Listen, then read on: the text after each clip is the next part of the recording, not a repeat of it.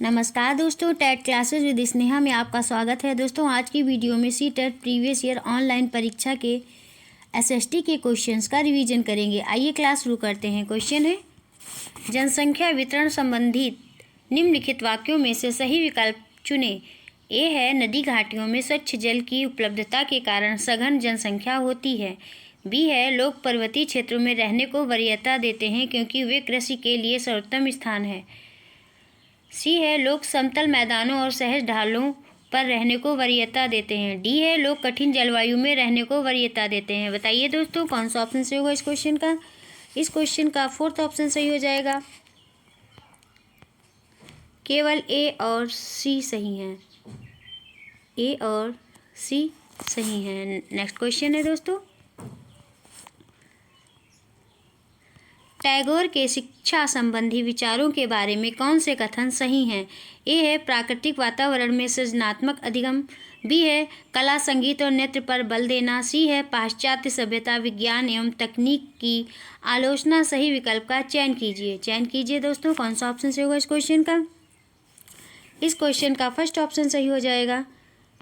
ए और बी। रविन्द्रनाथ टैगोर के अनुसार शिक्षा की धारणा शरीर तथा आत्मा से है, जो प्रकृति की गोद में स्वस्थ एवं प्रशांत प्रसन्न चित्त होकर विकास करती है। उनका मानना था कि बालक की शिक्षा मातृभाषा में नगरों से दूर प्रकृति की गोद में होना चाहिए। उन्होंने अपने पाठ्यक्रम में कला, संगीत, नृत्य और भ्रमण, बागवानी, मौलिक रचना इत्यादि पर बल दिया था। टैगोर जी ने परंपरावादी शिक्षा का विरोध किया है, ना कि पाश्चात्य सभ्यता, विज्ञान एवं तकनीकी का। नेक्स्ट क्वेश्चन है दोस्तों, जनसंख्या पिरामिड के संदर्भ में निम्नलिखित कथनों पर विचार करें। ए है, जनसंख्या पिरामिड के मध्य भाग की ओर जनसंख्या का केंद्रीकरण उच्च आश्रितता को दर्शाता है। बी है, वयोबद्ध आश्रित जनसंख्या पिरामिड के शीर्ष पर दिखाई देती है। सी है, चौड़ा आधार जो ऊपर तीव्रता से सकरा हो जाता है, वह जन्म एवं मृत्यु की उच्च दरों को दर्शाता है। सही विकल्प का चयन कीजिए दोस्तों, कौन सा ऑप्शन सही होगा इस क्वेश्चन का? इस क्वेश्चन का सेकंड ऑप्शन सही हो जाएगा। बी और सी दोनों सही हैं। जनसंख्या पिरामिड के मध्य भाग की ओर जनसंख्या का केंद्रीकरण कार्यत आयु वर्ग यानी कि 15 से 65 वर्ष के लोगों को दर्शाता है, जो आर्थिक रूप से सक्रिय वर्ग में आते हैं, ना कि आश्रित वर्ग में। और वयोबद्ध 65 से अधिक आयु के लोग आते हैं। आश्रित जनसंख्या पिरामिड के शीर्ष पर दिखाई देती है, जबकि चौड़ा आधार जो ऊपर तीव्रता से सकरा हो जाता है, जन्म और मृत्यु की उच्च दरों को दर्शाता है। इस स्थिति को केन्या के पिरामिड द्वारा दर्शाया जाता है। नेक्स्ट क्वेश्चन है दोस्तों, कृषि के प्रकार पर निम्नलिखित वक्तव्यों पर विचार करें। ए है, तकनीक के निम्न स्तरों पर प्रयोग मिश्रित कृषि में होता है। बी है, स्थानांतरी कृषि जीवन निर्वाह हेतु कृषि का पुरातन प्रकार है। सी है, स्थानांतरी कृषि को कर्तन व दहन कृषि के रूप में भी जाना जाता है। सही विकल्प का चयन कीजिए दोस्तों, कौन सा ऑप्शन सही होगा इस क्वेश्चन का? इस क्वेश्चन का सेकंड ऑप्शन सही हो जाएगा। बी और सी दोनों सही हैं।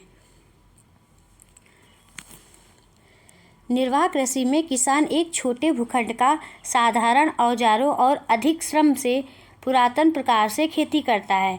स्थानांतरित कृषि इसी प्रकार से की जाती है, जिसमें वृक्षों को काटकर और जलाकर भूखंड साफ किया जाता है, तब राख को मृदा में मिलाया जाता है। इससे भूमि उपजाऊ हो जाती है।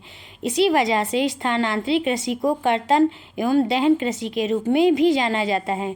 मिश्रित कृषि में अधिकांश कार्य मशीनों के द्वारा आधुनिक तकनीकी से किया जाता है। इसमें फसलों के उत्पादन के साथ साथ पशुपालन भी किया जाता है। नेक्स्ट क्वेश्चन है दोस्तों, 1964 में किस देश ने विभिन्न प्रकार के सामाजिक भेदभाव की रोकथाम के लिए नागरिक अधिकार अधिनियम पारित किया? पहला ऑप्शन है भारत, दूसरा है दक्षिण अफ्रीका, तीसरा ऑप्शन है संयुक्त राज्य अमेरिका, चौथा है जर्मनी। बताइए दोस्तों, कौन सा ऑप्शन सही होगा इस क्वेश्चन का? इस क्वेश्चन का थर्ड ऑप्शन सही हो जाएगा संयुक्त राज्य अमेरिका।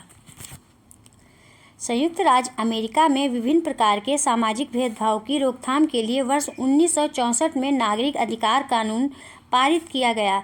इस कानून के जरिए नस्ल, धर्म या राष्ट्रीयता के आधार पर किसी भी तरह के भेदभाव को गैर कानूनी घोषित कर दिया गया। नेक्स्ट क्वेश्चन है दोस्तों, कथन ए, समुद्र के समीप क्षेत्र का जीवन पर्वतीय क्षेत्र के जीवन से बहुत भिन्न होता है। कारण बी है, लोग अपने जीवन को भौगोलिक परिस्थितियों के अनुकूल ढाल लेते हैं। सही विकल्प का चयन कीजिए दोस्तों, कौन सा ऑप्शन सही होगा इस क्वेश्चन का।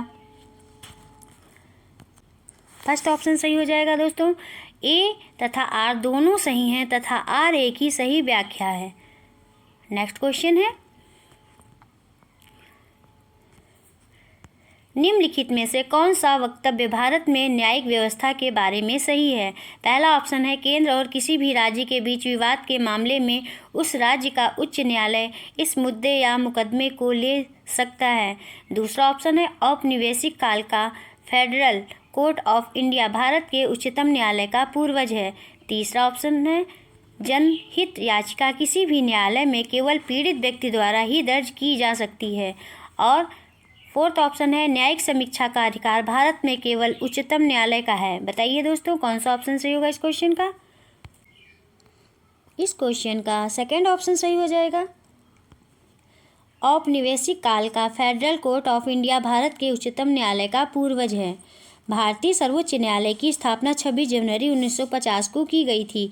उसी दिन हमारा देश गणतंत्र बना था। अपने पूर्ववर्ती फेडरल कोर्ट ऑफ इंडिया की तरह यह न्यायालय भी पहले संसद भवन के भीतर चैम्बर ऑफ प्रिंसेस में हुआ करता था। इसे वर्ष 1958 में वर्तमान में इमारत में स्थानांतरित कर दिया गया। केंद्र और किसी राज्य के बीच विवाद के मामले में मुकदमा केवल सर्वोच्च न्यायालय ही ले जा सकता है। जनहित याचिका अक्सर पीड़ित व्यक्ति की तरफ से कोई समाज सुधारक, कोई वकील या एनजीओ दायर करता है। न्यायिक समीक्षा का अधिकार भारत में सर्वोच्च न्यायालय के साथ साथ उच्च न्यायालयों को भी प्राप्त है, जो राज्य विधानमंडल द्वारा निर्मित कानूनों की समीक्षा करता है कि कोई कानून संविधान के आधारभूत ढांचा का उल्लंघन तो नहीं कर रहा है। यदि उल्लंघन कर रहा है तो उच्च न्यायालय उस कानून को रद्द कर सकता है। नेक्स्ट क्वेश्चन है दोस्तों, सामाजिक विज्ञान की कक्षा में चार्टों, रेखाचित्र, समय सीमाओं तथा मानचित्रों का प्रयोग इसके अधिगम को बनाता है। ए है इसकी प्रकृति की ओर वैज्ञानिक, बी है छात्रों के लिए भागीदारी पूर्ण तथा क्रियाशील, सी है काफ़ी समय लेने वाला एवं उबाऊ, डी है ज़्यादा संगठित, ई है विचारों एवं संकल्पनाओं के विकास में सहयोगी। निम्नलिखित में से उपयुक्त विकल्प का चयन कीजिए दोस्तों, कौन सा ऑप्शन सही होगा इस क्वेश्चन का। इस क्वेश्चन का थर्ड ऑप्शन सही हो जाएगा दोस्तों, ए, बी, डी और ई। ए, बी, डी और ई। शिक्षण अधिगम सहायक सामग्री वह साधन है जिससे विद्यार्थी का सीखना अत्यंत सहज हो जाता है। वर्तमान युग में छात्रों की रुचि और आवश्यकता के अनुसार सामाजिक, वैज्ञानिक और व्यावसायिक ज्ञान के लिए अधिगम निर्धारित करते समय अध्यापक छात्रों की अधिकतम ज्ञानेंद्रियों का प्रयोग करना चाहता है। नेक्स्ट क्वेश्चन है दोस्तों, शिक्षिका सामाजिक विज्ञान की कक्षा में पांडुलिपि पर चर्चा कर रही है। निम्नलिखित में से कौन से शब्द विषय पर चर्चा का हिस्सा हो सकते हैं। ए है लेखा जोखा तथा कर, बी है पत्र तथा संतों की शिक्षाएं, सी है अभिलेख या पुरालेख और डी है अनुप्रस्थ टोंडा निर्माण। बताइए दोस्तों, कौन सा ऑप्शन सही होगा इस क्वेश्चन का। इस क्वेश्चन का सेकंड ऑप्शन सही हो जाएगा,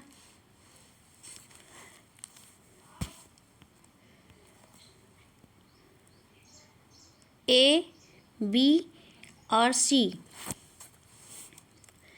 सामाजिक विज्ञान की कक्षा में पांडुलिपि विषय पर चर्चा करते समय लेखा जोखा तथा कर, पत्र तथा संतों की शिक्षाएं, अभिलेख या पुरालेख चर्चा का हिस्सा हो सकता है, क्योंकि इन तीनों विषय का संबंध लेखन कला से है, जबकि अनुप्रस्थ टोंडा निर्माण का संबंध वास्तुकला से है। 7वीं शताब्दी से लेकर 10वीं शताब्दी के बीच भारतीय वास्तुकार कक्ष में दरवाजे और खिड़कियां अधिक संख्या में बनाने लगे थे। तब छत, दरवाजे और खिड़कियां दो ऊर्ध्वाधर खंभों पर आर पार सहतीर रखकर बनाए जाते थे। वास्तुकला के इसी शैली को अनुप्रस्थ टोंडा निर्माण कहा जाता है। नेक्स्ट क्वेश्चन है दोस्तों,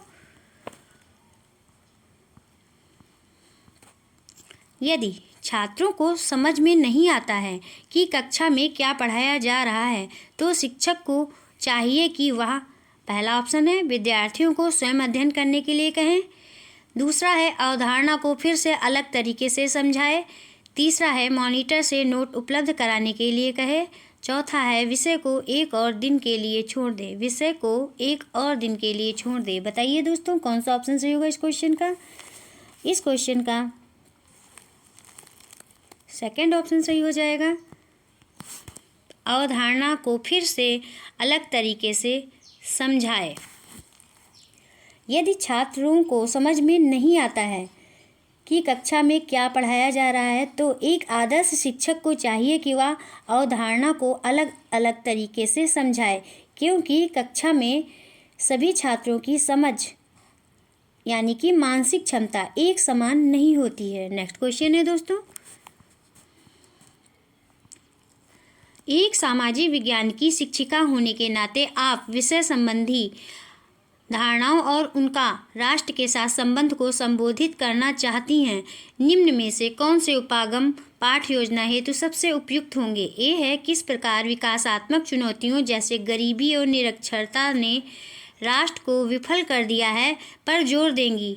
बी है, लोग राष्ट्र के साथ स्वयं को कैसे जोड़ कर देखते हैं, इस पर स्थानीय बोध को शामिल करना। सी है, राष्ट्र की परिकल्पना के विविध तरीकों को चर्चा में समायोजित करना। सही विकल्प का चुनाव कीजिए दोस्तों। कौन सा ऑप्शन सही होगा इस क्वेश्चन का? इस क्वेश्चन का सेकंड ऑप्शन सही हो जाएगा दोस्तों। केवल बी और सी।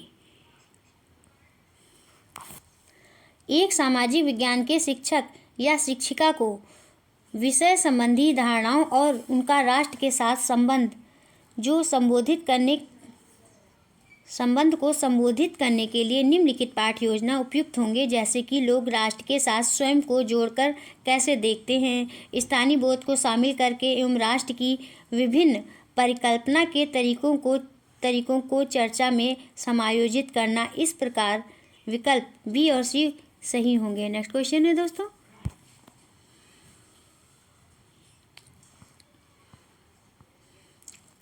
निम्नलिखित प्रश्न सामाजिक विज्ञान की कक्षा में सामान्यतः प्रयोग किए जाते हैं, उनका चयन कीजिए जो समालोचनात्मक चिंतन के विकास के लिए सर्वाधिक अवसर उपलब्ध कराते हैं। ए है, वर्तमान चुनाव उन प्रकारों से किस प्रकार भिन्न है जिनसे जनपदों के शासक का चयन होता था। बी है, आप कर्मकारों के सदस्य थे, अपने राजा को पत्र लिखें ताकि आपको गणों में भाग लेने की अनुमति मिल जाए। सी है, क्या कारण हो सकते हैं कि दासों और कर्मकारों को गणों में भाग लेने की अनुमति नहीं थी। डी है, कौन से वो समूह थे जो गणों की सभा में भाग नहीं ले सकते थे। बताइए दोस्तों कौन सा ऑप्शन सही होगा इस क्वेश्चन का? इस क्वेश्चन का फर्स्ट ऑप्शन सही हो जाएगा दोस्तों। केवल बी, ए, बी और सी। ए, बी और सी।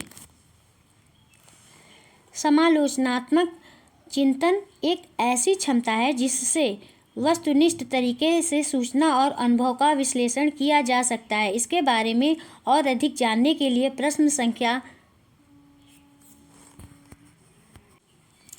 समालोचनात्मक चिंतन सत्य, असत्य और सही गलत के मध्य अंतर स्पष्ट करने की कला है। यह व्यक्ति को अधिक से अधिक ज्ञान अर्जित करने की ओर आकर्षित और अभिप्रेरित करता है। यह व्यक्ति को स्वतंत्र रूप से विचार करने और उचित मूल्यांकन करने का कौशल प्रदान करता है। साथ ही साथ यह व्यक्ति में ज्ञान प्राप्त करने की जिज्ञासा का विकास भी करता है। नेक्स्ट क्वेश्चन है दोस्तों, निम्नलिखित प्रश्नों में से कौन सा छात्रों के प्रक्रियात्मक ज्ञान को आंकने का प्रयास करता है? ए है, सकल घरेलू उत्पाद को अनुमानित कैसे किया जाता है। बी है, निम्नलिखित का पूर्ण रूप दीजिए। ILO, FAO, UNESCO, UNESCO, UNICEF और WHO। सी है शिशु मृत्यु दर में मातृ मृत्यु दर कैसे भिन्न है। डी है उन तरीकों पर चर्चा करें जिनमें एक स्थायी एवं नियमित रोजगार भिन्न है एक अनियमित रोजगार से। ई है भारत में पंचायत चुनाव कराने की प्रक्रिया का व्याख्या करें। सही विकल्प का चुनाव करें दोस्तों। कौन सा ऑप्शन सही होगा इस क्वेश्चन का। इस क्वेश्चन का फोर्थ ऑप्शन सही हो जाएगा दोस्तों, A, C और E। A, C और E। मनुष्य के मस्तिष्क में संगठित और मूल्यांकित सूचनाओं का उद्देश्यपूर्ण प्रयोग ही ज्ञान कहलाता है, जबकि प्रक्रियात्मक ज्ञान को समाज की विभिन्न प्रक्रियाओं के माध्यम से प्राप्त अर्जित किया जा सकता है। नेक्स्ट क्वेश्चन है दोस्तों,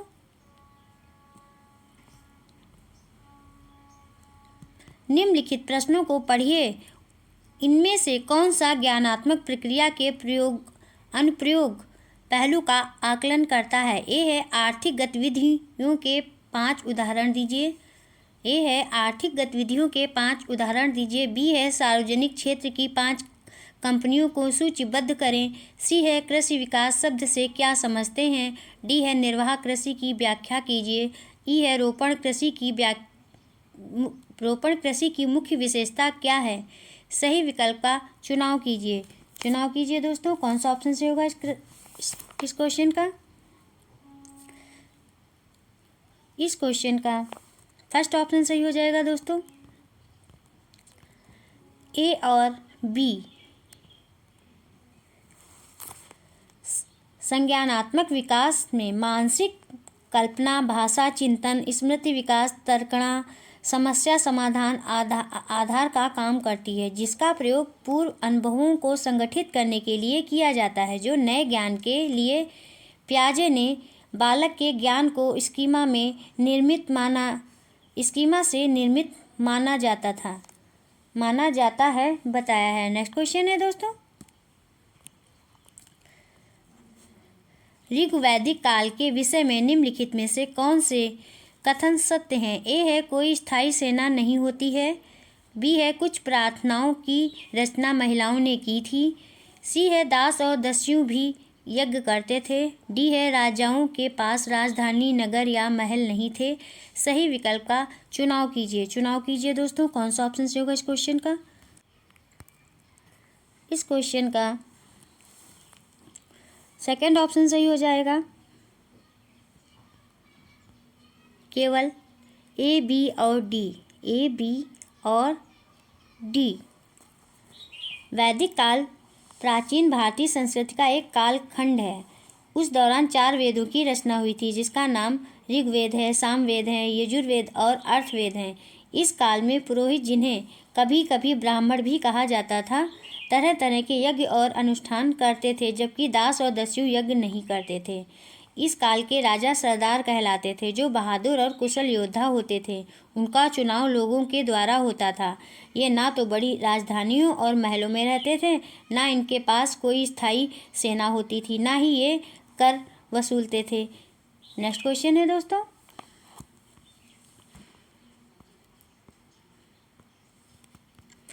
निम्नलिखित कथनों को पढ़ें और सही विकल्प चुनें। कथन ए है मध्य भारत में सतनामी आंदोलन की शुरुआत घासीदास ने की। कारण है 19वीं सदी के दूसरे हिस्से तक गैर ब्राह्मण जातियों के भीतर से भी लोग जातीय भेदभाव के खिलाफ आवाज़ उठाने लगे थे और उन्होंने सामाजिक समानता और न्याय की मांग करते हुए आंदोलन शुरू किया। इस क्वेश्चन का कौन सा ऑप्शन सही हो जाएगा दोस्तों। इस क्वेश्चन का फर्स्ट ऑप्शन सही हो जाएगा, ए और आर दोनों सही हैं और आर सही व्याख्या करता है ए की। नेक्स्ट क्वेश्चन है, निम्नलिखित कथनों को पढ़ें और सही विकल्प चुनें। कथन ए है 1921 से 22 के दौरान असहयोग आंदोलन को गति मिली। कारण है मोतीलाल नेहरू, C.R. दास, C. राजगोपालाचारी और आसफ अली जैसे बहुत सारे वकीलों ने वकालत छोड़ दी। बताइए दोस्तों, इस क्वेश्चन का कौन सा ऑप्शन सही हो जाएगा। इस क्वेश्चन का फर्स्ट ऑप्शन सही हो जाएगा। ए और आर दोनों सही हैं, पर आर सही व्याख्या करता है ए की। ए और आर दोनों सही हैं और आर सही व्याख्या करता है ए की। नेक्स्ट क्वेश्चन है,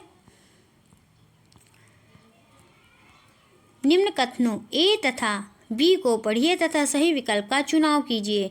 ए कथन है, 1919 के बाद अंग्रेजों के खिलाफ चल रहा संघर्ष धीरे धीरे एक जन आंदोलन में तब्दील होने लगा, जिसमें किसान, आदिवासी, विद्यार्थी और महिलाएं बड़ी संख्या में जुड़ते गए और महात्मा गांधी एक जन नेता के रूप में सामने आए। बी है, कई बार गांधी जी का नाम लेकर आदिवासियों और किसानों ने ऐसी कार्रवाइयाँ की जो गांधीवादी आदर्शों के अनुरूप नहीं थीं। इस क्वेश्चन का कौन सा ऑप्शन सही होगा दोस्तों?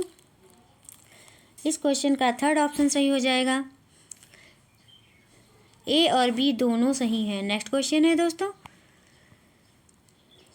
निम्नलिखित में से कौन सी विशेषताएं भारत के संविधान, जिसे 26 जनवरी 1950 को लागू किया गया था, में मौजूद हैं?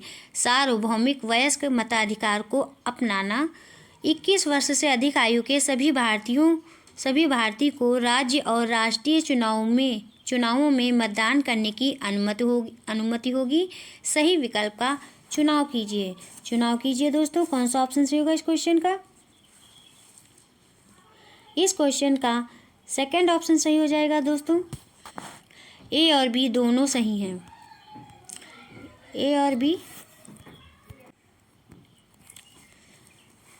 भारतीय संविधान 26 जनवरी 1950 को लागू किया गया। उस समय मतदान की उम्र सीमा 21 वर्ष थी, किंतु वर्ष 1989 में 61वें संविधान संशोधन द्वारा मतदान की न्यूनतम उम्र सीमा 21 वर्ष से घटाकर 18 वर्ष कर दी गई। नेक्स्ट क्वेश्चन है, भूमध्य सागरीय वनस्पति निम्नलिखित में से कौन से क्षेत्र में पाई जाती है? ए है मध्य अमेरिका, बी है संयुक्त राज्य अमेरिका में कैलिफोर्निया, सी है दक्षिण पश्चिम अफ्रीका, डी है दक्षिण पश्चिमी ऑस्ट्रेलिया। सही विकल्प का चयन कीजिए दोस्तों। कौन सा ऑप्शन सही होगा इस क्वेश्चन का? इस क्वेश्चन का थर्ड ऑप्शन सही हो जाएगा दोस्तों। ए, सी और डी। भूमध्य सागरीय वनस्पतियाँ अधिकतर यूरोप, अफ्रीका और एशिया के भूमध्य सागरीय समीप वाले प्रदेश में पाई जाती हैं, इसलिए इसका यह नाम पड़ा है। ये वनस्पतियाँ भूमध्य सागर के बाहरी प्रदेशों में भी पाई जाती हैं, जैसे कि संयुक्त राज्य अमेरिका के कैलिफोर्निया और दक्षिण पश्चिम अफ्रीका, दक्षिण अमेरिका, दक्षिण पश्चिमी ऑस्ट्रेलिया में भी पाई जाती हैं। इन क्षेत्रों में आमतौर पर संतरा, अंजीर, जैतून, अंगूर जैसे नींबू वंश के फल भी पैदा किए जाते हैं। नेक्स्ट क्वेश्चन है दोस्तों, वायु दाब के विषय में दिए गए कथन पढ़ें और सही विकल्प चुनें। ए है, वायु दाब बादलों के भार से पृथ्वी की सतह पर बना बड़ा दबाव है। बी है, निम्न दाब आसमान में बादल उपस्थित और मौसम से संबंधित हैं। बताइए दोस्तों, कौन सा ऑप्शन सही होगा इस क्वेश्चन का? इस क्वेश्चन का सेकंड ऑप्शन सही हो जाएगा। ए असत्य है और बी सत्य है। पृथ्वी की सतह पर वायु के भार द्वारा लगाया गया दाब वायु दाब कहलाता है। निम्न दाब बादल युक्त आकाश और नम मौसम के साथ जुड़ा होता है। नेक्स्ट क्वेश्चन है,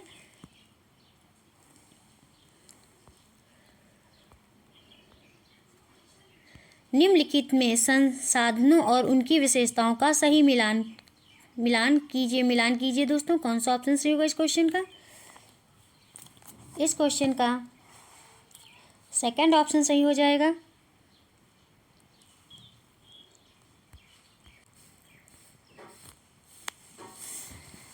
नवीकरणीय संसाधन किसे कहते हैं दोस्तों?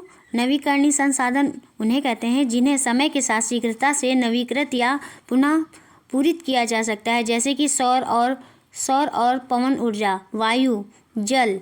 और अनवीकरणीय संसाधन क्या होते हैं? इनका भंडारण सीमित है। भंडार के एक बार समाप्त होने पर उनके नवीकृत और पुनः पूरित होने में हजारों वर्ष लग सकते हैं, जैसे कि कोयला, पेट्रोलियम, प्राकृतिक गैस।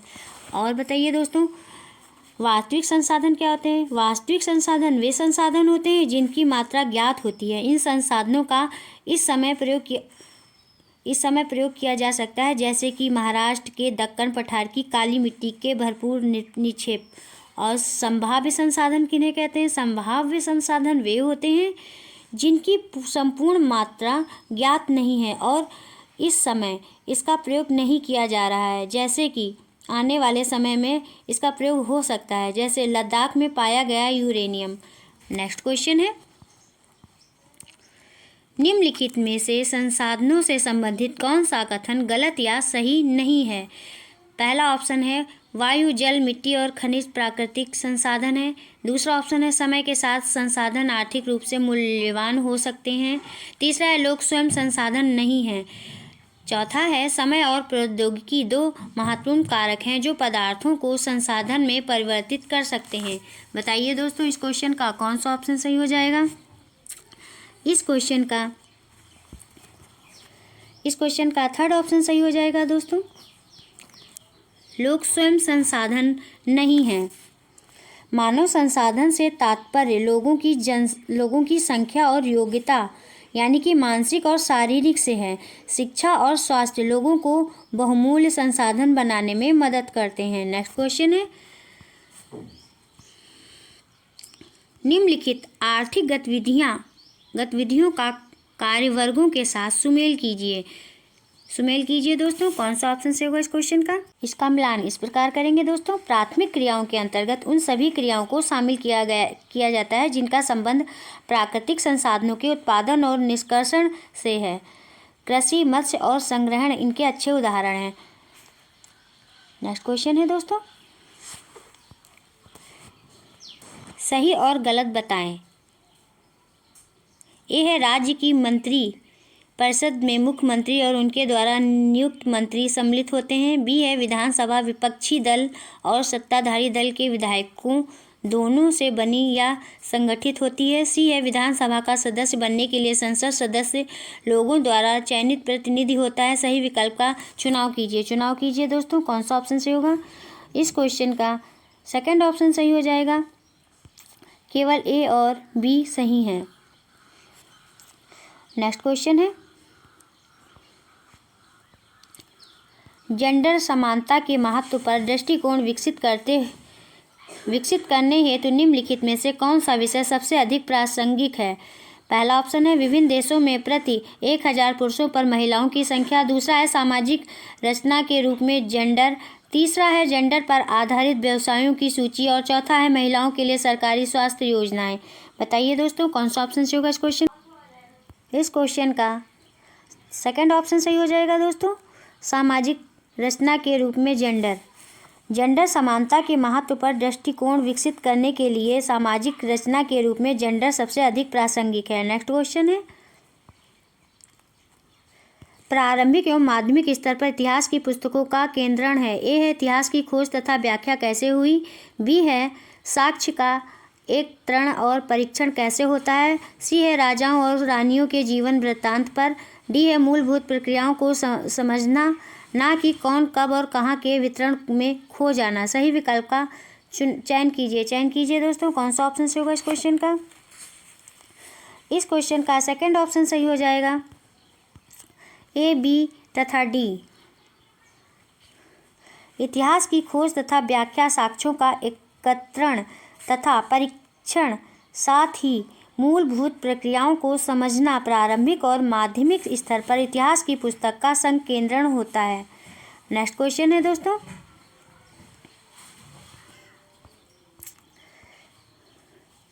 एक सामाजिक विज्ञान की शिक्षिका अपने विद्यार्थियों से निम्न प्रश्न पूछती है। पंचायत को एक समिति के द्वारा ही कार्य क्यों करना होता है? क्यों सरपंच को ही सारी शक्तियां नहीं दे दी जाती हैं?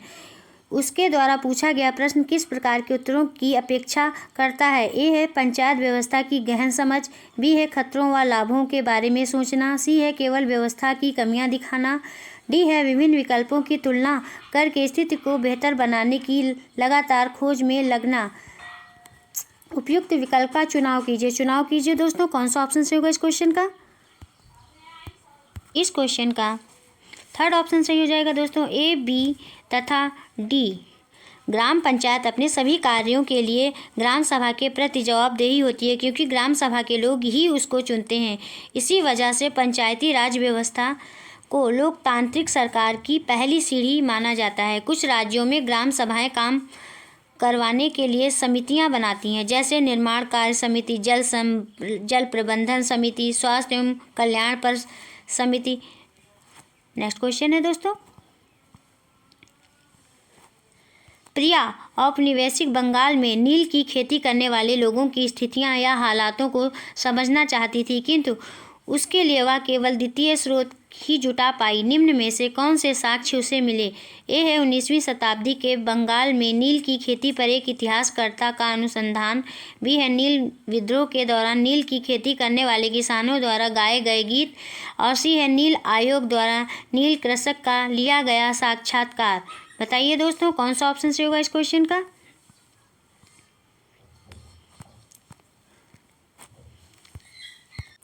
इस क्वेश्चन का फर्स्ट ऑप्शन सही हो जाएगा दोस्तों, केवल ए। प्राथमिक सामग्री को उपलब्ध कराने वाले साधन प्राथमिक स्रोत कहलाते हैं। प्राथमिक सामग्री के लिए अनुसंधानकर्ता घटना स्थल पर जाकर मूल स्रोत से तथ्य एकत्र करता है, जबकि द्वितीयक स्रोत किसी ऐसे व्यक्ति का प्रमाण है जो घटना के समय मौजूद नहीं था। उदाहरण के लिए इतिहासकारों द्वारा लिखित पुस्तकें। नेक्स्ट क्वेश्चन है दोस्तों, निम्नलिखित कथनों ए तथा आर को पढ़िए तथा सही विकल्प का चयन कीजिए। अभिकथन ए है, सामाजिक विज्ञान में केंद्रण उपयोगितावाद से हटकर समतावाद पर होना चाहिए। कारण है, उपयोगितावाद से हटकर समतावाद पर केंद्रण से समता, न्याय व आदर जैसे प्रतिमान के मुद्दे संबोधित हो जाते हैं। बताइए दोस्तों, कौन सा ऑप्शन सही होगा इस क्वेश्चन का? इस क्वेश्चन का फर्स्ट ऑप्शन सही हो जाएगा, दोनों। ए तथा आर सही हैं तथा आर सही व्याख्या है ए की। नेक्स्ट क्वेश्चन है, ईस्ट इंडिया कंपनी की नीतियों का साधारण जनता या लोगों ने कैसे विरोध जताया, इस बात का अध्ययन करने के लिए निम्न में से कौन सा एक द्वितीयक स्रोत का उदाहरण है? पहला ऑप्शन है, मेरठ में 1857 में हुए विद्रोह पर एक इतिहासकार का शोध प्रबंध। दूसरा ऑप्शन है, कंपनी फौज में कार्यरत एक सिपाही का जीवन वृत्त। और तीसरा है, विभिन्न सरकारी कार्यालय शाखाओं में भेजने हेतु कंपनी अधिकारियों या प्रशासकों द्वारा तैयार किए गए नोट्स व रिपोर्ट्स। चौथा ऑप्शन है, उस समय के एक ग्रामीण व्यक्ति द्वारा लिखी पुस्तक जिसमें उसने अपने आसपास के लोगों के संवेगों का वर्णन किया हुआ है। बताइए दोस्तों, इस क्वेश्चन का कौन सा ऑप्शन सही हो जाएगा? इस क्वेश्चन का फर्स्ट ऑप्शन सही हो जाएगा, मेरठ में 1857 में हुए विद्रोह पर एक इतिहासकार का शोध प्रबंध। ईस्ट इंडिया कंपनी की नीतियों का साधारण जनता ने विरोध जताया, इस कथन का अध्ययन करने के लिए द्वितीय स्रोत का उदाहरण मेरठ में 1857 में हुए विद्रोह पर एक इतिहासकार का शोध प्रबंध है। द्वितीय स्रोत वो हैं जो प्रकाशित और अप्रकाशित कार्यों से आंकड़ों को प्रदान करते हैं। नेक्स्ट क्वेश्चन है दोस्तों, निम्न में से कौन सा सामाजिक विज्ञान परियोजना करते हुए विद्यार्थी द्वारा द्वितीयक स्रोत के प्रयोग की ओर इशारा करता है? ए है, एक सरकारी अस्पताल में भ्रमण। बी है, एक फिल्म की समीक्षा करना। सी है, एक स्वतंत्रता सेनानी का साक्षात्कार करना। डी है, प्राकृतिक संसाधनों के प्रयोग पर एक वृत्त चित्र। और ई है, सिक्कों के संग्रहालय रिजर्व बैंक ऑफ इंडिया में भ्रमण। सही विकल्प का चयन कीजिए दोस्तों, कौन सा ऑप्शन सही हो जाएगा? इस क्वेश्चन का सेकंड ऑप्शन सही हो जाएगा दोस्तों, बी तथा डी। इस प्रश्न में परियोजना कार्य करने वाले छात्र द्वारा स्वयं सरकारी अस्पताल में भ्रमण करना, स्वतंत्रता सेनानी का साक्षात्कार लेना एवं सिक्कों के संग्रहालय में भ्रमण करने जैसा कार्य किया जा रहा है, इसलिए यह प्राथमिक स्रोत का उदाहरण है। जबकि किसी विषय वस्तु पर फिल्म निर्माण या प्राकृतिक संसाधनों के प्रयोग पर डॉक्यूमेंट्री का निर्माण पहले किसी ने कर लिया है, इसलिए परियोजना के लिए विद्यार्थी द्वारा इसका प्रयोग द्वितीय स्रोत की ओर इशारा करता है। नेक्स्ट क्वेश्चन है दोस्तों, निम्नलिखित में से कौन सा विद्यार्थी के परियोजना कार्य के मूल्यांकन के लिए रूब्रिक के विकास के लिए जरूरी माना गया है? ए है अधिगम के उद्देश्य, बी है अधिगम के परिणाम और सी है निष्कर्ष। सही विकल्प का चयन कीजिए दोस्तों। कौन सा इस क्वेश्चन का सेकंड ऑप्शन सही हो जाएगा दोस्तों, ए और बी। रूब्रिक का मूल्यांकन करने का रूब्रिक एक मूल्यांकन करने का उपकरण होता है जिसका निर्माण करके विद्यार्थियों के किसी क्षेत्र जिसमें पाठ्यचर्या विषयों और पाठ्यचर्या गतिविधियों और सामाजिक और व्यक्तिगत गुणों को सम्मिलित किया जाता है। इसमें प्रदर्शन का आकलन करने के लिए किया जाता है। नेक्स्ट क्वेश्चन है दोस्तों, निम्नलिखित में से कौन सा प्रश्न केवल अधिगमकर्ता के केवल तथ्यात्मक ज्ञान का आकलन करता है? पहला ऑप्शन है 15वीं शताब्दी के दौरान तंजावुर नगर को जल आपूर्ति कैसे होती थी। दूसरा है 17वीं शताब्दी में आप सूरत से पश्चिम एशिया तक की यात्रा की योजना बना रहे हैं, आप क्या क्या व्यवस्थाएं करेंगे। तीसरा ऑप्शन है प्रारंभिक 20वीं शताब्दी के दौरान लोगों के जीवन के लिए क्या विश्व प्रासंगिक था। और चौथा ऑप्शन है आपको क्या लगता है कि मंदिरों के आसपास नगरों का विकास क्यों हुआ। इस क्वेश्चन का कौन सा ऑप्शन सही होगा दोस्तों? इस क्वेश्चन का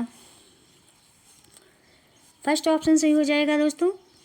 15वीं शताब्दी के दौरान तंजावुर नगर को जल आपूर्ति कैसे होती थी।